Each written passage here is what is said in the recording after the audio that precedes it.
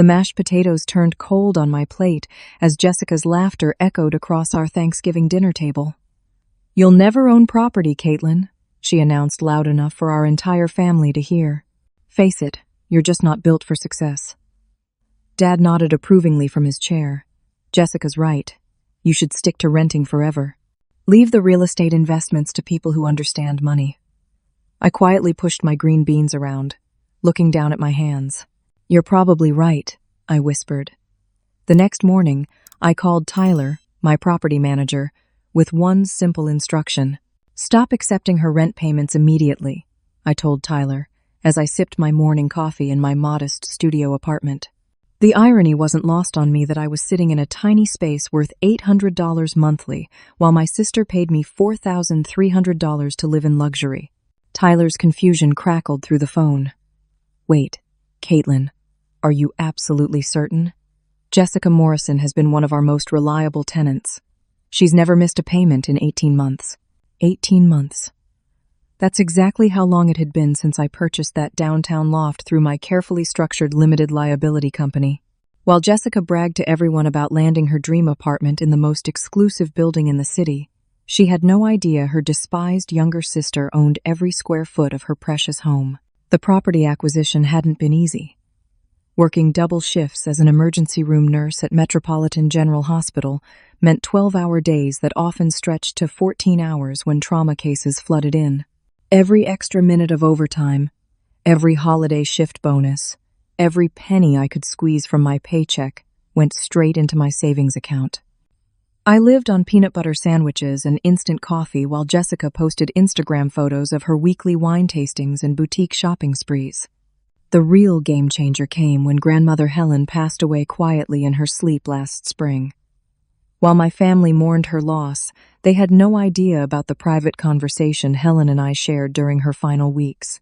She pressed an envelope into my hands during one of my hospital visits, making me promise not to open it until after her funeral. Inside that envelope was a cashier's check for $60,000 along with a handwritten note. "Katelyn, you're the only one who visited me without asking for money. Use this wisely. Your grandmother always believed you'd surprise everyone." Jessica had been obsessing over the Riverside Towers apartment complex for months before grandmother Helen died. She constantly drove past the building, taking photos of the luxury units and posting them on social media with captions about her future home. When a corner unit became available, Jessica immediately applied, bragging to our parents about her sophisticated taste and networking abilities. What Jessica didn't know was that I had purchased the unit 2 weeks before she applied. Tyler Robertson, a property management specialist I found through nursing connections, handled every detail while keeping my identity completely confidential. Jessica's application crossed Tyler's desk along with dozens of others, but her approval came through my specific credit requirements and tenant screening process. The monthly rent Jessica paid covered my mortgage, property taxes, insurance, and management fees, while generating additional profit. Every month, Tyler deposited Jessica's payment directly into my business account, minus his management percentage.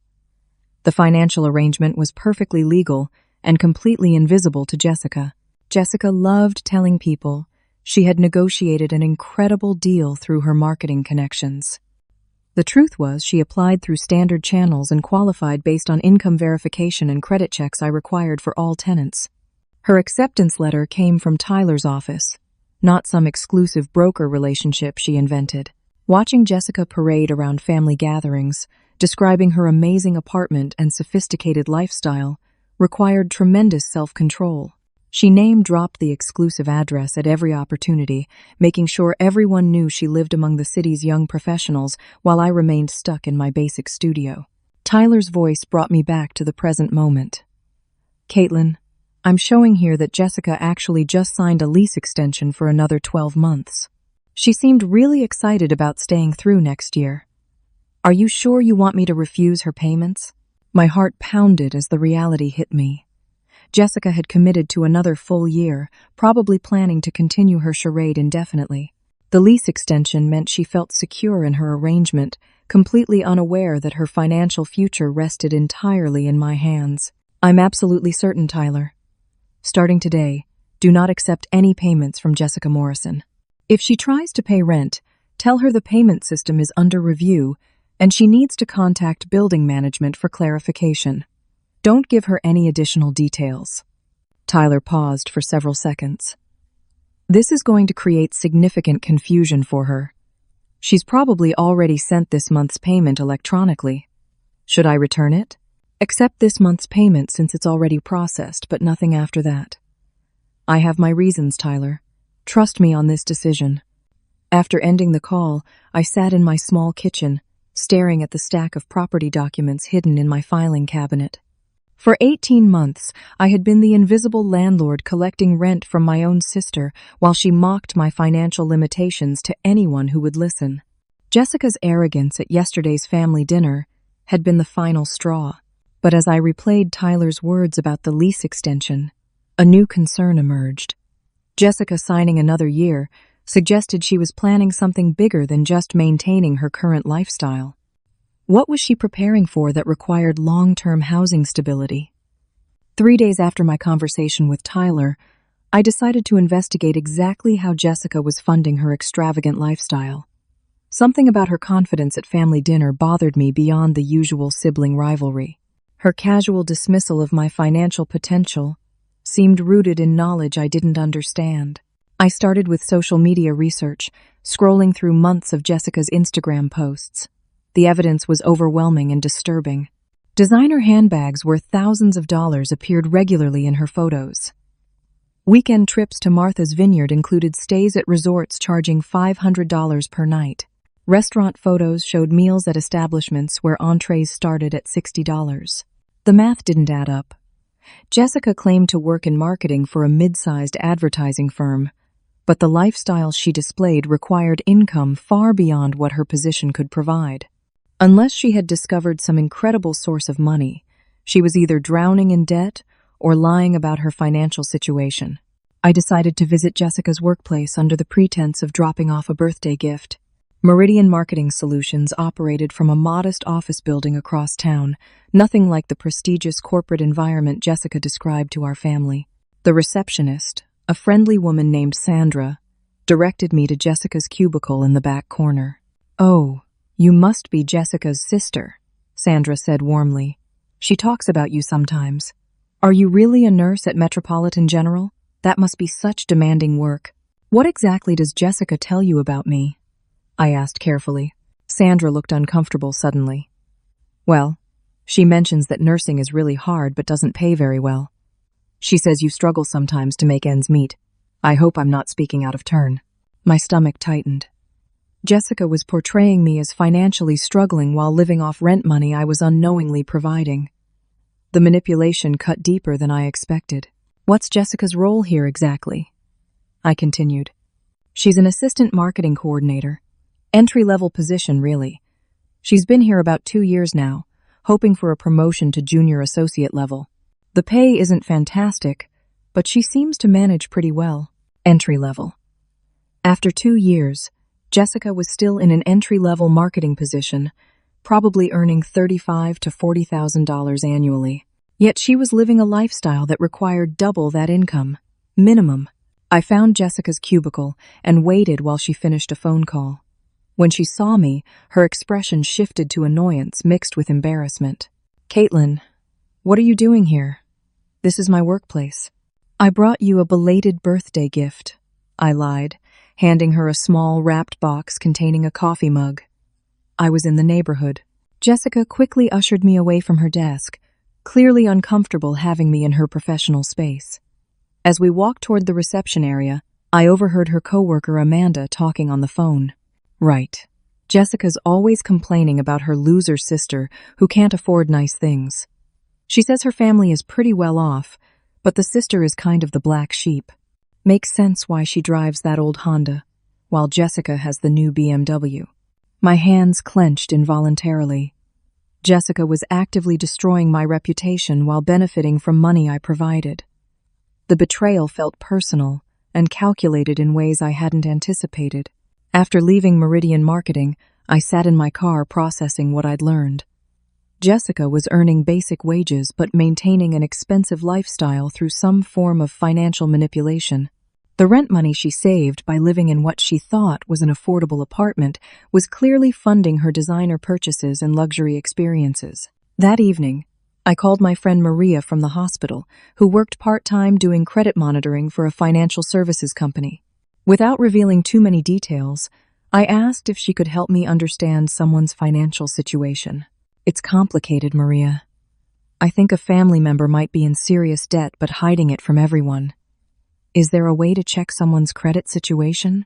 Only if you have legitimate financial interest or their permission, Katelyn. But there are other ways to notice warning signs. People living beyond their means usually show specific patterns. Lots of new purchases, expensive habits they can't actually afford, defensive behavior about money topics. Jessica exhibited every warning sign Maria described. Her recent social media posts showed a pattern of increasing spending, spa treatments, expensive dinners, designer clothes appearing more frequently. She was clearly escalating her lifestyle, probably using credit cards to bridge the gap between her income and expenses. The next day, I made a decision that felt uncomfortable but necessary. I positioned myself across the street from Jessica's apartment building during lunch hour, hoping to observe her daily routine without being seen. What I witnessed confirmed my suspicions. Jessica emerged from the building wearing a coat I recognized from a high-end department store, carrying a handbag worth more than my monthly rent. She walked to a BMW sedan that was clearly a recent purchase, based on the temporary license plates still visible in the rear window. But the most telling moment came when she stopped to take a phone call in the lobby. Through the glass doors, I watched her animated conversation, gesturing emphatically while pacing back and forth. Her body language suggested stress and urgency, the kind of conversation someone has when dealing with financial pressure. When Jessica ended her call, she immediately opened a shopping app on her phone and appeared to make a purchase. The behavior pattern was clear. She was using spending as stress relief, probably maxing out credit cards to maintain her lifestyle. Driving home that afternoon, I realized Jessica's confidence about my financial limitations came from a place of desperation. She needed to believe I was struggling because acknowledging my success would mean confronting her own financial instability. By keeping me positioned as the family failure, she could continue her deception without psychological pressure. But the most disturbing realization was that Jessica was planning something bigger. The lease extension Tyler mentioned suggested she needed housing stability for a specific future event. Combined with her increasing spending patterns, I suspected Jessica was preparing for something that required significant financial resources she didn't actually possess. The question was, how long could Jessica maintain this deception, and what would happen when her financial house of cards finally collapsed? The breaking point came when I decided to confront our mother directly about the family dynamics I'd observed throughout my life. Linda Morrison had always been subtle about her favoritism, but recent events made me question whether the bias was more deliberate than I'd realized. I chose a quiet Thursday afternoon when I knew Jessica would be at work. Mom was in her garden, tending to the roses she'd cultivated for 15 years. The setting felt appropriate for a conversation that would either heal or permanently damage our relationship. Mom, can we talk honestly about how you and Dad treat Jessica compared to how you treat me? Linda looked up from her pruning shears, immediately defensive. Katelyn, that's not a fair question. We love both our daughters equally. Do you? Because at Thanksgiving dinner you both sat there while Jessica publicly humiliated me, and neither of you said a single word in my defense. My mother set down her gardening tools and faced me completely. Jessica wasn't trying to humiliate you, honey. She was just being realistic about financial expectations. Not everyone is cut out for property ownership and major investments. But Mom, how do you know I'm not cut out for it? Have you ever asked about my financial situation? Have you ever shown interest in my career progression or savings goals? Linda's silence was more revealing than any words could have been. She genuinely had no idea what my financial life looked like because she'd never bothered to inquire. The truth is, Katelyn, we worry about you. Jessica has always been more ambitious, more socially connected. She understands how to navigate professional relationships and build wealth. We want to support her success because she has the best chance of achieving real financial stability. The admission hit me like a physical blow. My parents had actively decided that Jessica deserved more support because they believed she had greater potential for success. My accomplishments in nursing, my financial discipline, my consistent reliability meant nothing compared to Jessica's superficial charm and marketing presentations. What about when I needed help with my surgery 2 years ago? I asked for a small loan to cover the medical bills, and you told me to figure it out myself. But last month, I heard you helped Jessica with her car payment again. Linda looked genuinely surprised. Jessica needed help maintaining her professional image. Her car is essential for client meetings and networking events. Your medical situation was temporary, something you could handle with payment plans. So Jessica's image was more important than my health? That's not what I said, Katelyn. You're twisting my words. But I wasn't twisting anything. Linda had just confirmed that our parents measured their daughter's worth based on perceived potential rather than actual need or accomplishment. Jessica's lifestyle and career ambitions received priority because they appeared more impressive to outsiders. Mom, what do you actually know about Jessica's job? Have you ever visited her workplace or asked specific questions about her responsibilities? Linda looked confused by the question. She works in marketing for a successful firm. She's told us about various campaigns and client projects. Why would I need to visit her workplace? Because she's an entry-level coordinator earning basic wages, not the marketing executive she pretends to be. She's been lying to you about her income and professional status for years. Katelyn, that's a serious accusation. Why would Jessica lie about her career? The same reason you believe her lies, Mom. Because admitting the truth would mean acknowledging that your assumptions about both of us are completely wrong. Our conversation was interrupted by my father's arrival home from his golf game. Robert Morrison entered the garden with the satisfied expression of someone who'd spent his afternoon avoiding real-world responsibilities. "What's this serious discussion about?" he asked, immediately sensing tension. "Katelyn is making some concerning claims about Jessica," Linda explained.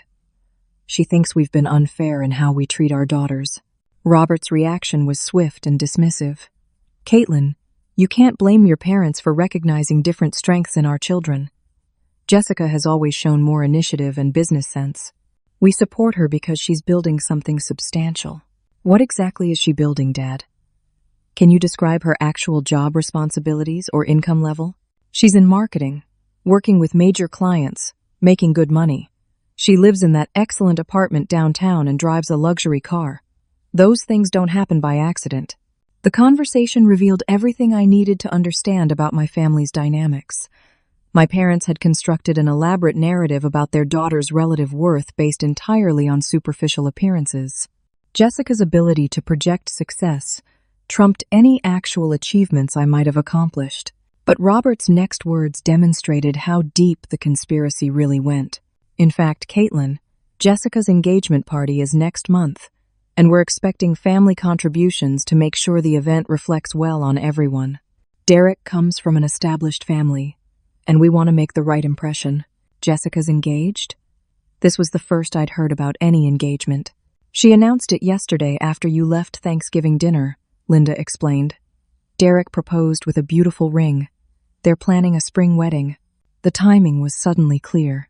Jessica's lease extension, her increasing spending, her confidence about long-term financial stability, all connected to an engagement she'd hidden from me. She was planning a wedding funded by money she didn't have, expecting family support to cover costs she couldn't afford. "How much are you expecting me to contribute?" I asked carefully.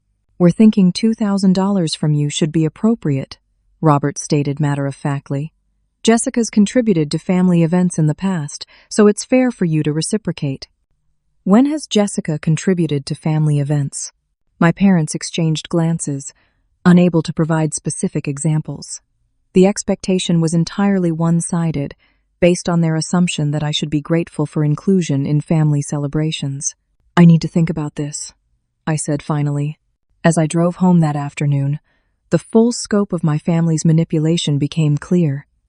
They had spent years undermining my confidence while enabling Jessica's deception. The engagement party demand was just the latest example of expecting my financial support while excluding me from decision-making and respect. But the most shocking realization came in a phone call I received that evening from an unknown number. "Hello, is this Katelyn Morrison? This is Margaret Fitzgerald, Derek's mother. I was wondering if we could arrange a time to meet. I have some concerns about Jessica that I think you should know about." The call from Margaret Fitzgerald changed everything. Derek's mother had somehow obtained my contact information and wanted to meet privately, suggesting she knew something about Jessica that concerned her enough to reach out to family members. We arranged to meet at a small cafe downtown, far from any location where Jessica might accidentally spot us. Margaret arrived precisely on time, carrying herself with the quiet confidence of someone accustomed to handling delicate social situations diplomatically. "Thank you for agreeing to meet me, Katelyn.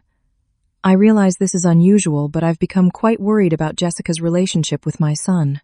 Margaret was everything Jessica had probably hoped to impress. Well-dressed without being flashy, clearly educated, and possessing the understated elegance that comes with genuine financial security. She ordered coffee and got straight to the point. "Derek is completely infatuated with Jessica, but some things about their relationship concern me greatly. She's told him several things about your family that don't align with what I've been able to verify independently." "What kind of things?" "For instance, she claims your father owns a successful consulting business and your family has substantial assets. She's told Derek that you're somewhat irresponsible with money and have struggled to establish yourself professionally. She's painted a picture of a family where she's the responsible, successful daughter, taking care of everyone else's financial mistakes." The lies were more elaborate than I'd imagined. Jessica hadn't just been undermining me to strangers.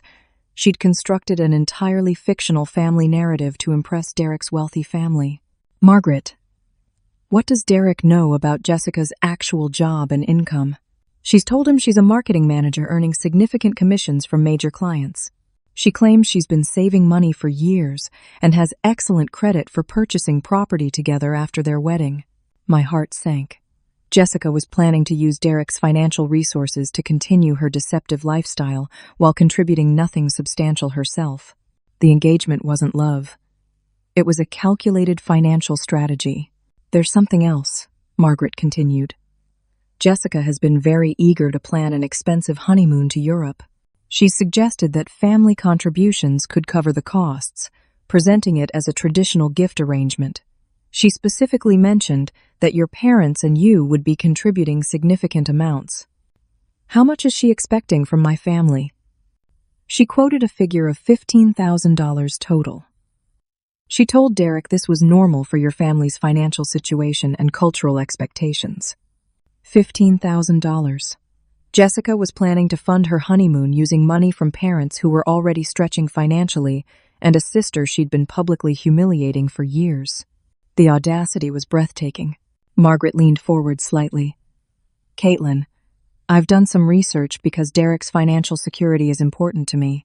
I know Jessica lives in an expensive apartment downtown, but I can't find any public records showing she owns property or has significant assets. Can you help me understand her actual financial situation?" This was the moment I'd been building toward for 18 months. The irony was perfect. Derek's mother was asking me to expose Jessica's financial deception, unaware that I held the keys to Jessica's entire lifestyle. "Margaret, Jessica doesn't own any property. She rents her apartment, and I happen to know her rent is quite expensive relative to her actual income. I believe she's been using credit and family money to maintain a lifestyle she can't afford. Do you know anything specific about her debt situation?"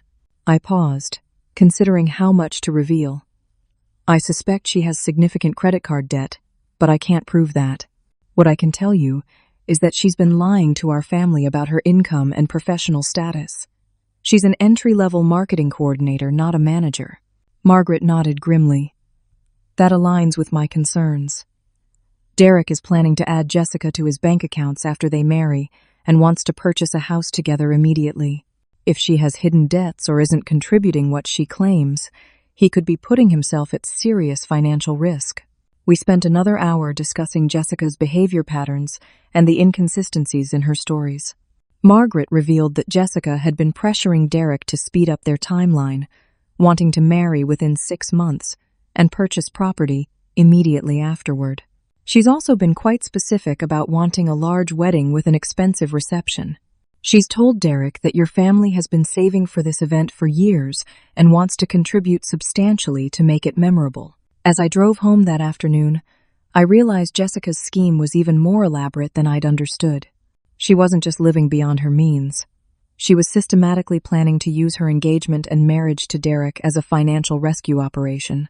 The family contributions she expected would pay off her existing debts, while Derek's resources would fund her future lifestyle. But Jessica had made one critical miscalculation. She'd built her entire deceptive structure on the assumption that I was financially struggling and would remain a convenient scapegoat for family problems. She had no idea that I controlled a crucial piece of her financial foundation. The next morning, Tyler called with an update that confirmed my suspicions. "Katelyn, Jessica has been calling daily asking about the payment processing delay.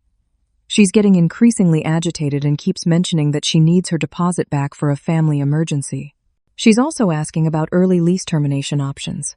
"What kind of emergency?" "She claims there's a family medical situation requiring immediate funds.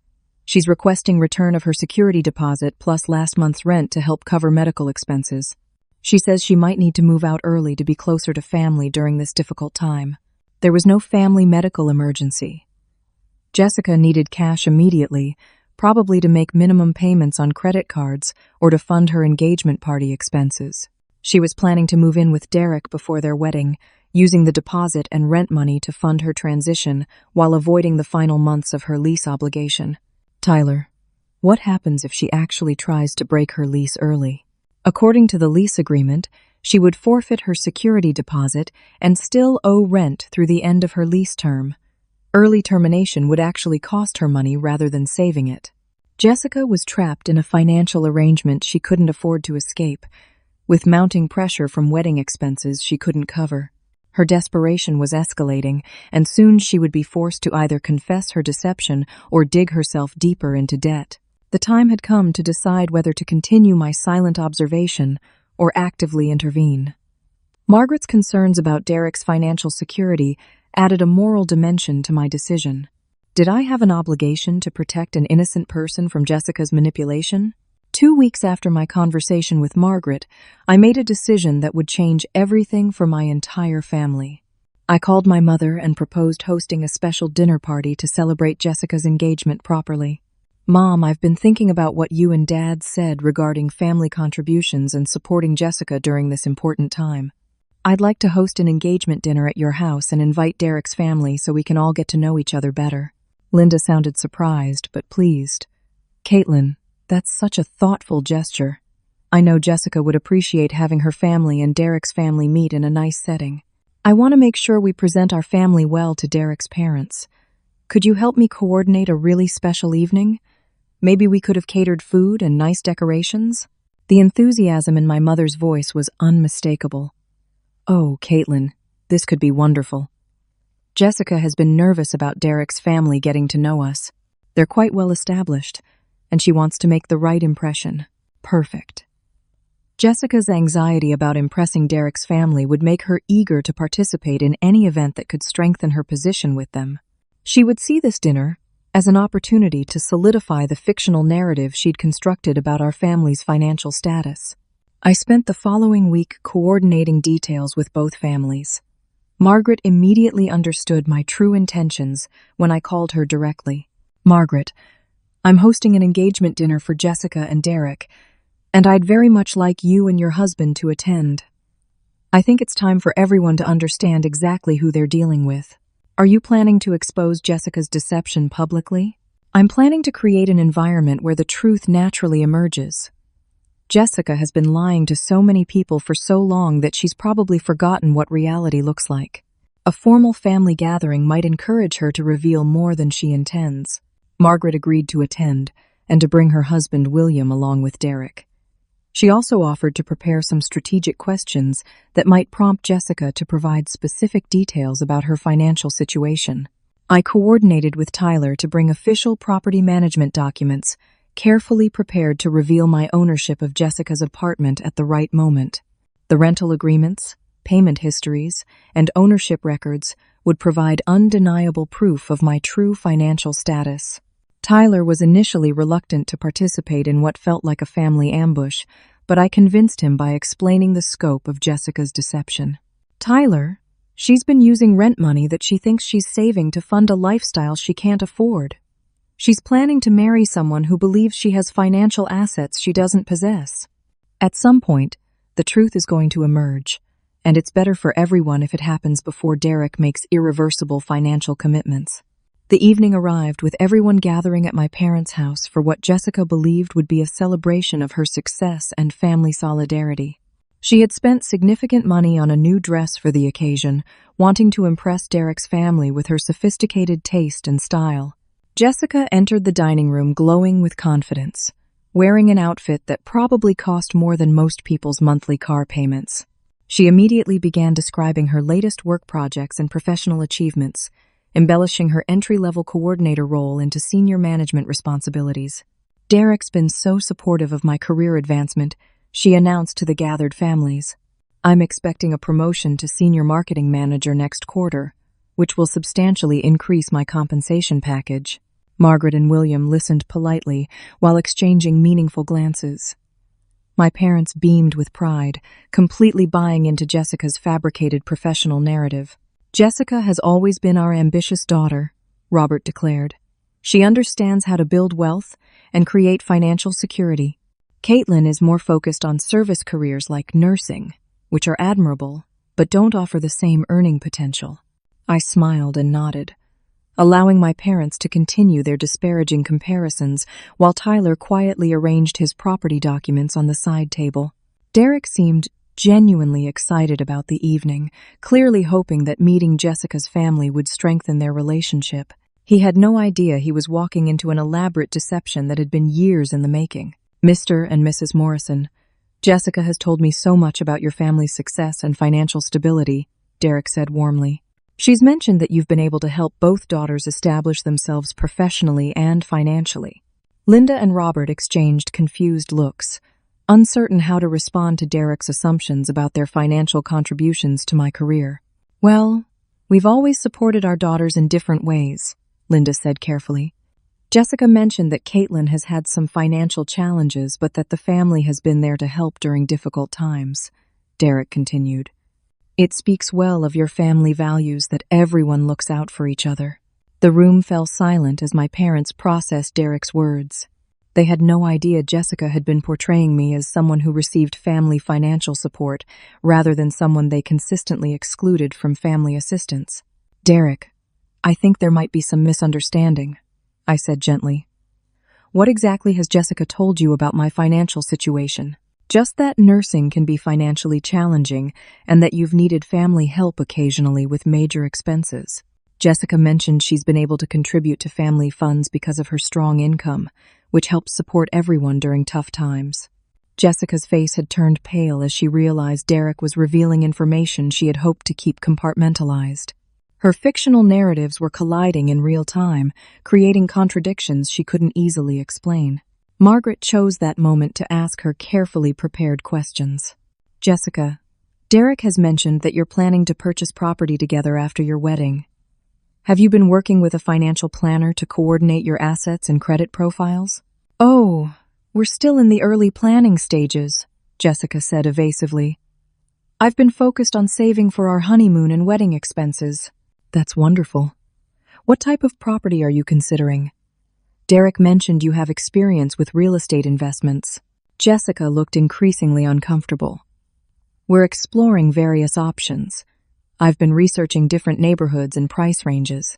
William, Margaret's husband, leaned forward with genuine interest. As someone who works in financial planning, I'd be happy to review your portfolios and help optimize your combined assets. Real estate purchases can be complex when both parties bring existing investments and debt obligations. That's very kind, Jessica said quickly. But we have everything under control. Tyler cleared his throat gently. Actually, speaking of real estate, I have some documents here that might be relevant to tonight's conversation. Jessica looked at Tyler with confusion and growing alarm. I'm sorry. Who are you? I'm Tyler Robertson, property manager for several downtown buildings. I believe we've spoken on the phone recently about some payment processing issues. The recognition dawned in Jessica's eyes just as Tyler spread the property ownership documents across the coffee table. Ladies and gentlemen, I'd like everyone to meet the actual owner of the Riverside Towers property where Jessica has been living for the past 18 months. Every head in the room turned toward me as Tyler pointed directly at my name on the ownership papers. Katelyn Morrison has been Jessica's landlord this entire time. The silence in the room was deafening. Derek stared at the documents spread across the coffee table, his face showing confusion that was rapidly transforming into comprehension. Margaret and William exchanged knowing looks, while my parents sat frozen, unable to process what Tyler had just revealed. Jessica's face went through a series of expressions: confusion, recognition, horror, and finally desperate calculation, as she tried to formulate some explanation that could salvage the situation. "I don't understand," Derek said slowly, picking up one of the property ownership documents. "Katelyn, you own Jessica's apartment?" "I've owned it for 18 months, I confirmed calmly. "Jessica has been paying me $4,300 monthly in rent, though she doesn't know that." All payments went through Tyler's property management company. Derek turned to Jessica, his voice carrying a tone I'd never heard before. "Jessica, how is this possible? You told me you found that apartment through your marketing connections and negotiated a great rental rate." "I did find it through normal channels," Jessica stammered. "I had no idea Katelyn was involved. This must be some kind of mistake." Tyler shook his head. "There's no mistake. Miss Morrison's LLC purchased the property in May 2 years ago. Jessica applied to rent the unit through standard procedures and was approved based on the credit and income requirements Katelyn established." Margaret spoke up quietly. "Jessica, this means you've been paying your sister significant amounts of money while telling Derek that she struggles financially and needs family support." The implications hit Derek like a physical blow. "Wait, so when you told me Katelyn was the sister who couldn't manage money, you were actually paying her over $50,000 annually in rent?" "Derek, I can explain," Jessica began, but her voice lacked conviction. "Explain what?" Derek's tone was hardening. "Explain how you lied about your own sister's financial situation? Or explain how you've been living in an apartment owned by someone you constantly criticize?" Margaret reached into her handbag and withdrew several printed documents. "Since we're sharing financial information, I think everyone should see what I discovered when I investigated Jessica's background." She spread credit reports, employment verification forms, and debt statements across the table next to Tyler's property documents. The evidence was overwhelming and devastating. "Jessica earns $36,000 annually as an entry-level marketing coordinator," Margaret announced. "She's not a manager, she has no direct reports, and she hasn't received a promotion in 2 years. My father leaned forward, studying the employment verification. "Jessica, you told us you were making $60,000 plus commissions. These documents also show credit card debt exceeding $40,000 across 7 different accounts," Margaret continued. "Most cards are at maximum limits with minimum payments past due." Derek stood up abruptly, pacing to the window. "Jessica, is this accurate? Do you owe $40,000 in credit card debt?" Jessica's composure finally cracked completely. "Derek, please let me explain. I've been trying to build a lifestyle that would make you proud. Your family has certain expectations, and I wanted to measure up. By lying about everything?" Derek's voice was rising. "About your job, your income, your family situation, your sister's financial struggles?" "I never lied about loving you," Jessica said desperately. "But you lied about literally everything else," Derek shot back. "You told my parents that your family was contributing $15,000 toward our honeymoon. Were you planning to use your sister's money without her knowledge?" The room erupted as my parents finally understood the scope of Jessica's deception. Robert stood up, his face red with embarrassment and anger. "Jessica, did you tell Derek that we were wealthy enough to contribute $15,000 to your wedding expenses?" "Dad, I was planning to figure out the finances later. I thought maybe we could all contribute something together." "With what money?" Linda demanded. We've been struggling with our own retirement planning while helping you with car payments and other expenses you claimed were temporary. Margaret's next revelation was the final blow. Derek, Jessica, also told you that she had substantial savings and excellent credit for purchasing property together after your wedding. Based on these credit reports, she would be unable to qualify for any mortgage. Derek turned back to Jessica, his expression showing complete betrayal. So your plan was to marry me, use my credit and income to purchase property, while hiding $40,000 in debt that would become my legal responsibility? That's not what I intended, Jessica protested, but the evidence was overwhelming. What did you intend, Jessica? Derek asked coldly. Because from where I'm standing, it looks like you constructed an elaborate plan to deceive me and my family about your entire financial situation. Tyler cleared his throat. There's one more thing everyone should know. Jessica has been trying to break her lease early and requesting return of her security deposit for what she claimed was a family medical emergency. There is no medical emergency. She needs immediate cash to cover debts and wedding expenses. Derek stared at Jessica with complete disgust. A fake medical emergency? You were planning to lie about family health problems to get money from your own sister's property investment?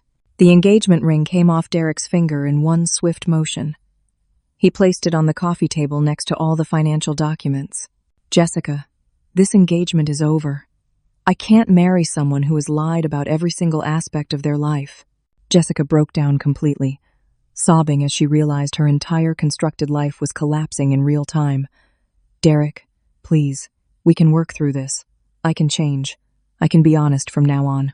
How can I trust anything you say when you've been lying for our entire relationship? Derek asked. You told me your sister was irresponsible with money while she was literally your landlord. You claimed financial stability while owing $40,000 in credit card debt. You promised family contributions to our wedding while planning to use my income to pay your existing obligations.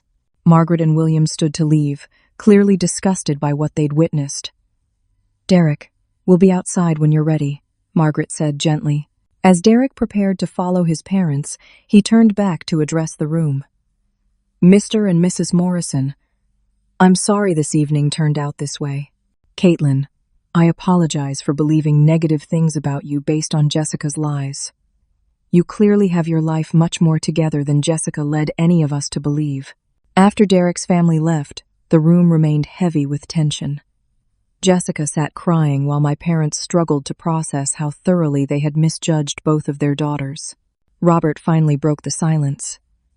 Katelyn, how long have you owned that property? 18 months, Dad. I purchased it using inheritance from grandmother Helen plus savings from my nursing income. Jessica's rent payments have been covering my mortgage and generating additional profit. Why didn't you tell us? Linda asked. Because you never asked about my financial situation, Mom. You assumed I was struggling and treated me accordingly. It was easier to let Jessica maintain her illusions while I built actual wealth quietly. The truth was finally out, but the damage to family relationships would take much longer to repair. 6 months after the disastrous engagement dinner, I sat in a coffee shop across from Jessica, watching my sister carefully sip her drink while avoiding eye contact. The transformation in her appearance was striking. Gone were the designer clothes and expensive accessories, replaced by simple, practical clothing that reflected her actual income level. Thank you for meeting me, Katelyn, Jessica said quietly. I know I don't deserve your time after everything I did. The months following the engagement reveal had been difficult for everyone. Jessica had moved back in with our parents after Derek called off their engagement and she could no longer afford her rent without the deposit money she'd been counting on. The credit card debt that Margaret exposed had forced Jessica into consumer credit counseling, and she'd taken a second job at a retail store to make minimum payments. I've been going to therapy twice a week, Jessica continued. Dr. Martinez has been helping me understand why I felt the need to lie about everything. I think I was so scared of being ordinary that I convinced myself the lies were necessary. What's the hardest part been? I asked. Facing how much I hurt you, Jessica said, finally making eye contact. The therapist made me write down every lie I told about you to other people. The list was 3 pages long, Katelyn. 3 pages of ways I damaged your reputation to make myself feel better. I had to admit. Jessica's accountability impressed me. The old Jessica would have made excuses or blamed external circumstances for her choices. I also had to call Derek and his family to apologize properly, Jessica continued. Margaret was very kind, actually. She said she respected that I was taking responsibility and working to pay off my debts honestly. Derek had maintained no contact with Jessica after their breakup, but he had reached out to me several times. The irony wasn't lost on either of us that Jessica's deception had introduced me to someone who became a genuine friend. Derek's family had even invited me to several social events, appreciating my honesty and financial responsibility. "What about work?" I asked. I was honest with my supervisor about my situation, and they've been supportive. I'm actually up for a real promotion to junior associate level next quarter. It won't be the salary I used to claim, but it's progress based on actual performance rather than fiction. Our parents had also been forced to confront their own behavior during family therapy sessions that Jessica had requested. Linda and Robert initially resisted the idea that their favoritism had contributed to Jessica's problems, but eventually acknowledged how their treatment of both daughters had been unfair. Mom told me they've started putting the same amount of money into savings accounts for both of us each month, Jessica said. She said they want to make up for years of unequal treatment, even though it can't undo the damage. The gesture was meaningful, even if it couldn't repair decades of favoritism overnight. "Katelyn, I need to ask you something important," Jessica said, her voice becoming more serious. "Are you planning to keep owning my old apartment, or were you thinking of selling it?" "I actually sold the property last month," I revealed. "I used the profits to establish a scholarship fund for nursing students at the community college. It seemed like a better use of the money than continuing as a landlord." Jessica looked surprised. "That's really generous. What made you decide to do that?" "Grandmother Helen's inheritance taught me that money is most powerful when it helps people build genuine opportunities rather than maintaining illusions. The scholarship will help people who want to work in healthcare but can't afford the education costs." "That's exactly something Grandma Helen would have loved," Jessica said with genuine warmth. We sat in comfortable silence for a few minutes before Jessica spoke again. "I have a confession that might sound strange. Even though losing Derek and having all my lies exposed was humiliating, I feel more peaceful now than I have in years. Maintaining all those deceptions was exhausting." "What do you mean?" "I was constantly worried someone would discover the truth about my income or debt. Every social interaction required careful planning to avoid contradicting previous lies. I couldn't relax and just be myself, because I'd forgotten who that person was." Jessica had moved into a modest apartment she could afford on her actual income, furnished with pieces from thrift stores and family donations. Her social media posts now showed simple activities: walks in the park, home-cooked meals, evenings reading books borrowed from the library. "I've been dating someone new," Jessica admitted shyly. "His name is Michael, and he's a teacher at the elementary school near my work. He knows everything about my situation, including the debt and the therapy and the family drama." "How does he feel about all of that?" "He says he appreciates that I told him the truth up front instead of trying to impress him with things I don't have. We went on a picnic for our first date because neither of us had money for an expensive restaurant. It was the most genuine fun I'd had in years." The contrast with her relationship with Derek was striking. Where Derek had been attracted to Jessica's projected success and sophisticated lifestyle, Michael appreciated her authentic self as she worked to rebuild her life honestly. "Mom and Dad have been different with me too," Jessica continued. "They don't praise me automatically anymore, but when they do offer compliments, they're based on real things I've accomplished, rather than empty encouragement." Our parents had been forced to develop new ways of relating to both daughters based on actual achievement and character, rather than perceived potential or favoritism. "There's something else I want to tell you," Jessica said. "I've been volunteering at the Financial Literacy Center downtown, helping other people who got into debt trouble. It turns out my experience with credit card abuse and lifestyle inflation makes me good at explaining the warning signs to people who are heading down the same path." "That sounds really meaningful." "It is. Last week, I helped a young woman understand that her spending patterns were going to create serious problems if she didn't change course immediately. She reminded me of myself 2 years ago, convinced that she deserved an expensive lifestyle regardless of her actual income. As we prepared to leave the coffee shop, Jessica reached across the table and touched my hand briefly. "Katelyn, I know this doesn't undo the damage I caused, but I want you to know that watching you handle this entire situation with such grace taught me what real strength looks like. You could have humiliated me much worse than you did, but you chose to reveal the truth in a way that gave me a chance to learn and grow. Everyone deserves the opportunity to change, Jessica. The question is whether they choose to take advantage of that opportunity." 3 months later, I attended Jessica's promotion celebration at work, where she had genuinely earned advancement to junior associate level.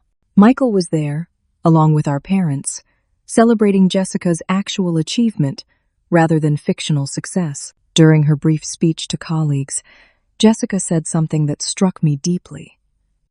"This promotion means more to me than any recognition I've received before, because it's based on real work and honest effort rather than stories I told myself about what I deserved." After the celebration, our father pulled me aside for a private conversation.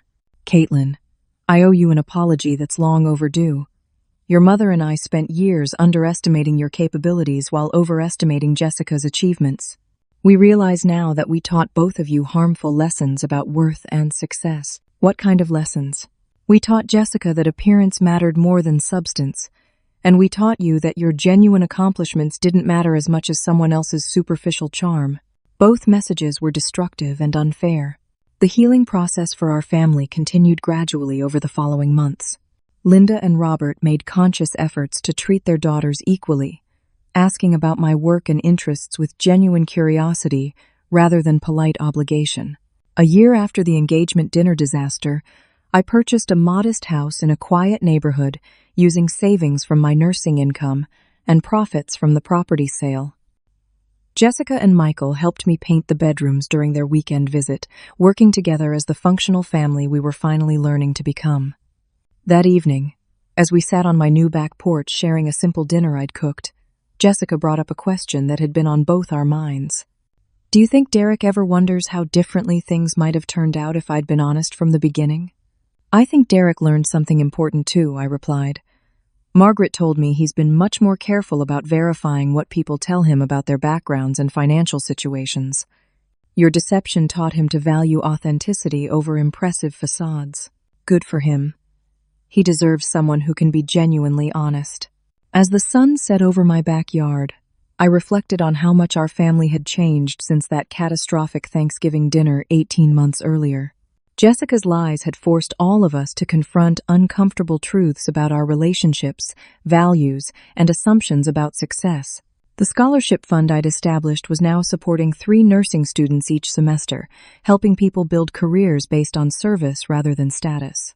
Jessica's volunteer work at the Financial Literacy Center was helping people avoid the debt traps that had nearly destroyed her life. Our parents were learning to value their daughters' actual characters rather than projected achievements. Most importantly, we had all learned that authentic relationships built on honesty and mutual respect provide deeper satisfaction than impressive facades that require constant maintenance. Looking back at my decision to secretly purchase Jessica's apartment, I realized the strategy had worked better than I could have hoped. By allowing Jessica to reveal her true character through her own choices, I'd created the conditions for genuine change rather than forced compliance. The woman who had laughed at family dinner about my supposed inability to own property had learned that real wealth comes from building something substantial rather than borrowing someone else's success. That night, I called Grandmother Helen's memory to thank her once again for the inheritance that made everything possible. Her final gift hadn't just been money, it had been the opportunity to teach my family the difference between appearing successful and actually becoming successful. As I've shared this story, I can't help but wonder, have you ever discovered that someone in your life was projecting a completely false image while undermining your real achievements? How did you handle the situation when the truth finally came out? Please share your experiences in the comments below, because these family dynamics are more common than we often admit. If this story resonated with you, please consider liking this video and subscribing to hear more real-life stories about family relationships, financial deception, and the power of quiet determination. Share this story with someone who might benefit from understanding how authenticity ultimately triumphs over elaborate pretenses. Thank you for taking this journey with me through one of the most challenging yet transformative periods of my life.